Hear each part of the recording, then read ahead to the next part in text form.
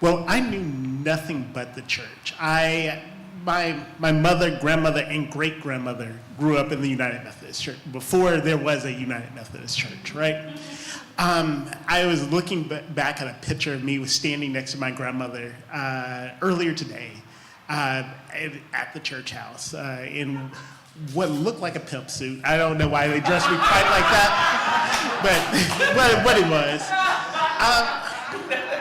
When I think back to my experience at the church, I got very early on to see the interworkings of the church. I was on administrative council at like 14 years old.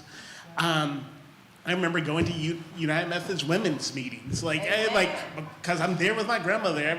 Why not be a part of what's going on in the life of the church? And so I got to see some of the nastier sides of that as well. And I think that helped prepare me to I didn't mention this earlier, I serve as the district lay leader at El Camino Real District.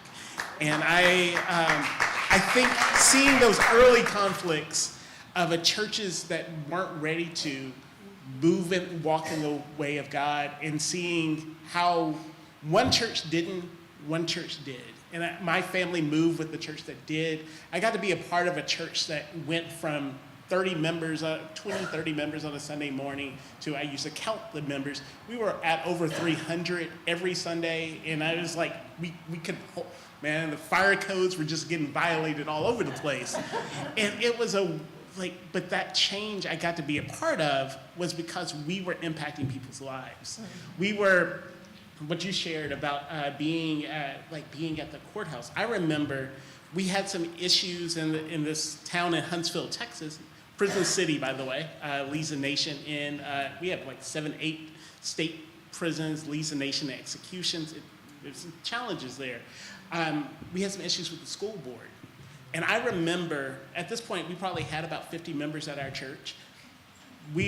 And at the school board meetings, I was a young, probably about 15-year-old at the time, and I remember seeing our 45 members of a 50-member audience of that school board meeting were faces that looked like this room. It did something for me. It changed what I believed what church was. And one of the things I carry with me and what I carry to my district is this is where we're supposed to be. When there are people not getting represented, when there are people not having their voice be heard, this is us. This is who we are called to. We say no. Yeah.